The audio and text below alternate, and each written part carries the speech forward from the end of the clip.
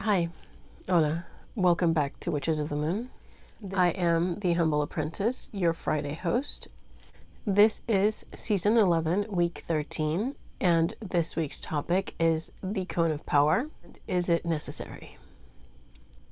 The Cone of Power is a way to direct and focus the energy produced in circle towards the specific goal, pointing directly at what you want to manifest, what you want to change, the effect you want to produce.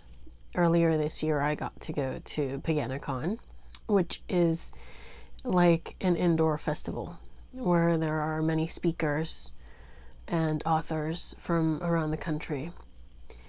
And I got to go to a workshop that dealt with specifically raising and directing energy. Now, I got this book by Jason Mankey. It's called Transformative Witchcraft. Let's see if we can get it in focus here. The Greater Mysteries. So I will read a little excerpt. There is no great secret to building a cone of power. It's just something witches do, often without realizing it. The cone of power is simply the energy that witches build up while engaging in ritual. In a well-cast magic circle, the energy will spiral upward in a clockwise direction, forming something like a cone. Generally, that energy is then directed towards a specific purpose. That's a quote from Jason Mankey's book, Transformative Witchcraft. And in his workshop, what we did was we did form a circle, but we actually didn't dance around the circle. We clapped and we stomped and we chanted and we raised energy in that manner. But he also explained that there were many other ways to raise energy, to direct it into the spiral, into the focus or focal point, to direct the energy towards the specific manifestation or area that you want to direct it to. There are various ways to raise energy. You can clap, you can chant and dance, you can drum, raising and changing the volume of your voice if you can. If you're in an area where you can raise and lower your voice or shout, putting in the energy in your voice to project out, to release the raised energy where everyone can aim it in the direction at the same time. We had his wife being the person who directed the energy, and she was like the guide of the circle.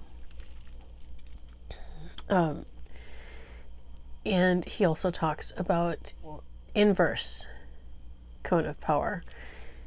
So instead of sending the energy out, the energy is directed into one crystal large enough to contain the energy of the coven or the group of people, or if it is yourself.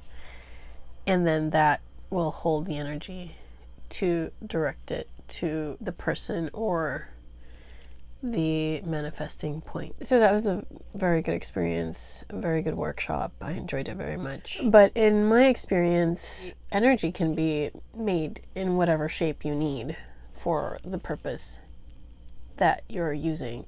It can be a cone. When I was in a ritual the other day, it wasn't directed towards any specific point. It was more for the elements. So it was almost like a tent, because it had the 4 points for the 4 directions for the 4 elements, and then I directed it up towards spirit. So it, in the center, there was a, like a tent, a taller point where the energy focused. So in essence, I was channeling it towards 5 different areas. So energy can be directed into whatever shape you need. You can make it into a spiral and then focus it going towards the point that you want to direct it to.